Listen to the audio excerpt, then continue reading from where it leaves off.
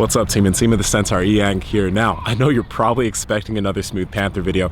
That's going to be coming through you all soon. Quick story, last week while I was working out prior to going to Jiu-Jitsu, I tweaked my neck while doing something, I don't know. But the day after, I felt like I was super stiff. I couldn't move my neck around. So I obviously knew I couldn't really make any other Smooth Panther videos until I got rid of this. I actually competed that way this past weekend. But it all went well. I won the tournament. So a new Smooth Panther video is going to be coming to you either tomorrow or the next day. It's going to be a challenge routine, all like Olokun, but another challenge routine. But this video is going to be about the tournament this past weekend. Now, it went well. Okay, everything in terms of my game plan went really well. I've been working on guard. I'm really happy about it. But if you want to skip straight to the matches and you don't want to hear what I have to say about the tournament, go here. Go to this timestamp right here. You don't have to listen to me talk. But if you want to hear some of the things that I implemented prior to this tournament that I believe really helped me out, keep listening, okay? Now, the first thing. After Worlds, in I think May or June, right, I realized that I really needed to start working on my guard. For all of you guys that really don't pay attention or know about Jiu-Jitsu, the guard is when pretty much you're on your back. There's a lot of different guards. There's De La Hiva, collar sleeve, spider, X guard, a bunch of different types of guards. But I realized that I needed to work on guard because what happened at Worlds was I just had a standing match with this with my opponent. I didn't pull guard. He ended up getting a takedown. He was ahead by points 2-0. I pulled guard at the last minute and I lost, right? Because I didn't really have a game plan from the guard. So my whole thing since Worlds, every single sparring session, right? Every single session I've been sparring, I've been pulling guard, working from my back, working to get a sweep, and then working to get a submission from there. But I've been pulling guard, because I realized if I go against a wrestler, right, I do not have the same type of takedown skill that a wrestler who's been wrestling since he was like 10 has, okay? I don't. But if I can pull guard, then it's Jiu-Jitsu on Jiu-Jitsu. So that's what I've been doing, and it's worked super well. It's been playing, or it paid dividends in this tournament. My first match, I pulled guard immediately. Actually, I think the match ended, I won by an armbar, but the points was also 21-0. It was pretty damn great. I think I went into De La Hiva, I had collar sleeve, I went into closed guard, but I was in total control. Second match was also good. The guy who I had the second match against, his name is Drake. He wanted to compete in the ultra heavyweight division even though he was 180, so he's just like, I want to compete against the big boys, and he competed against me. But he was a wrestler. He had really good takedown ability, and again I pulled guard and I had total control. I felt I didn't feel like I wasn't in control. I didn't feel like my guard was going to get past easily. So I'm very, very happy about that. I'm going to continue hammering guard for these next few months and continuing to just get better and better at working from my back. Because the thing about ultra heavyweights and big guys in Jiu-Jitsu is that they don't end up working guard until later belts, right? They're always used to being on top and passing guard, but when it comes to being in a guard or working their guard, they suck. So I want to be that big dude that has a guard, has a little man ability to be able to move in that fashion, and I think it's going to help my progression for my Jiu-Jitsu as the years go by. Number two, the other thing I wanted to experiment in this tournament was intermittent fasting prior to competing. Now, I talked about this a little bit on Instagram in a few posts, but the reason why I wanted to try this out was I've noticed, and I do intermittent fasting almost every single day, I've noticed that, in periods of fasting, people report feeling more focused and more concentrated. But I also felt this way before doing Jiu-Jitsu. So I felt super focused prior to heading, while I was rolling. Even though I was fasted, I felt focused. I felt sharper than I did sharper than I felt when I was eating food before Jiu-Jitsu. Sorry, stumbled a little bit there. So I was thinking, how about I try this during competition? I'm always from the mindset of, you fuel yourself beforehand, eat some food, eat some breakfast, blah, blah, blah. But I was like, you know what, if I feel so good while sparring, while fasted, why not just do it on the mats? And then one other thing I heard reinforced this idea. GSP, George St. Pierre, great UFC fighter, was on the Joe Rogan Experience a few months ago, and he was talking about sparring and fighting while fasted. He said he's a fan of it. He said he feels focused, he feels sharper, he feels like he has a better edge when he's fasted while sparring or competing. And he mentioned this great analogy, and he said, would you rather be a hungry lion, right? Or would you rather be a lion with a full belly if you're about to attack prey? Well, you'd rather be the hungry lion because now you're focused, you're in the zone. And I know obviously we're not lions, but it does make some sense. So this weekend I also competed fasted and I felt amazing. I think since I haven't competed in like 4 months or so, a little bit of competition jitters were there, which caused me to be a little bit tense here and there, but I still felt really sharp. So in my next tournament, I won't feel as tense because I got the competition groove back, and I'm definitely going to compete fasted in my next tournament. Mind you, I ate a lot the night before, so it's not like I was fasting the day before. The day before, I didn't fast. I ate throughout the day so that I would have a good amount of energy this on tournament day. But on match day, which was Saturday, I only had coffee and water. I was hydrated and I drank coffee. So that being said, the fasting experiment went well, and I'm not going to waste any more time. Without further ado, let's get into the voiceover of this tournament. I'll talk to you all soon. All right, what's up, team? Nsima the Centaur Inyang here once again, and I'm going to be talking about my matches here. So this first match was against another ultra heavyweight, and it was a it was a good match. I was pretty calm here. It went really well, and I'm just going to pretty much talk through like my thought process while I was going against my opponent. So, I mean, I knew that I really didn't want to stay standing the whole time. That was my mistake at Worlds. I played the standing game too long, so immediately here I pulled guard. Out a collar and an opposite sleeve, I pulled guard, and then I immediately went for the collar sleeve guard. You can tell my left hand is on his collar, my right foot is in his hip, and my left foot is looking to be on his arm. So right now he's very aggressive, and I was just super calm. I knew he wasn't going to be able to pass my guard, and I was just chilling here. So right here, since we went towards the outline, the ref is bringing us right back into the middle, and we're pretty much just going to restart again. So we go right back to the same position. I have collar sleeve, and my foot is in his hip. This is also called the Dariush guard, but he was trying to close the space between us. So again, he tried passing the guard here. I was able to sweep him and move into mount. And here he was bucking a lot. He was extending his arms. That's one of the big no-nos for mount. You don't want to extend your arms. I think that I was really rushing here. And this was something that happened in this match and my next match. I was kind of rushing for my submissions. So I just held position, waited for him to calm down, let him do his thing. As you could tell, I'm in control right now on top. I'm going for the, right now I put my right hand in his collar to try and go for a cross collar choke. And then he bucked me off, but then I came right back, and I'm right back to standing. So I could have been a little bit more aggressive here, but I wasn't. I didn't feel that I really needed to be. I mean, this match, I felt really calm and in a lot of control.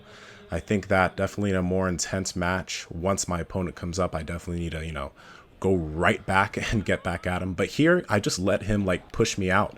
And then we came right back to the middle. I didn't feel like I was in any type of danger. So, again, I'm just chilling right now. I can tell that he's a little bit flustered, and I pulled guard once again, going straight to the collar sleeve. I did it really slowly that time because, again, I felt in real control of this match.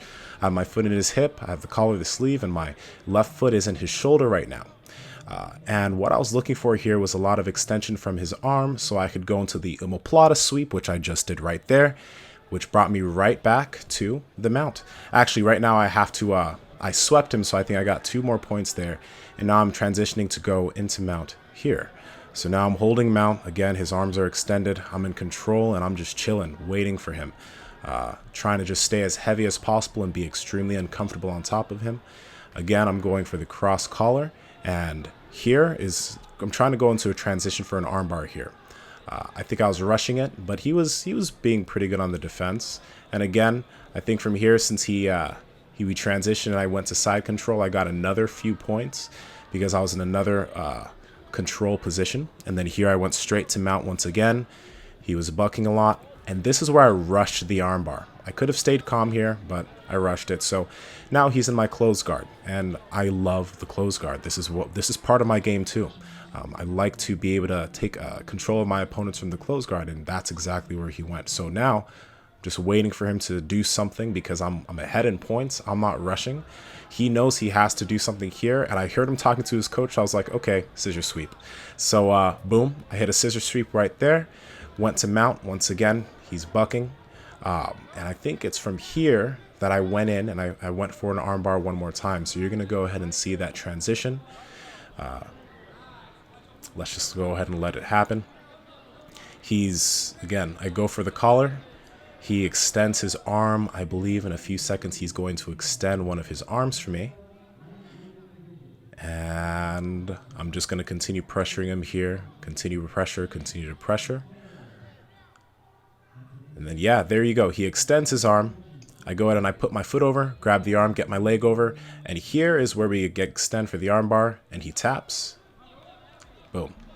And that's the match. So, I mean, that match went really, really well. There's a lot of control there. I think I could have been a lot of calmer in my submission attempts, some of my submission attempts, but it was good. And now this match was the match against Drake. Now Drake, as you can tell, he's 180. He wanted to compete in a heavier weight class, and he was extremely skilled.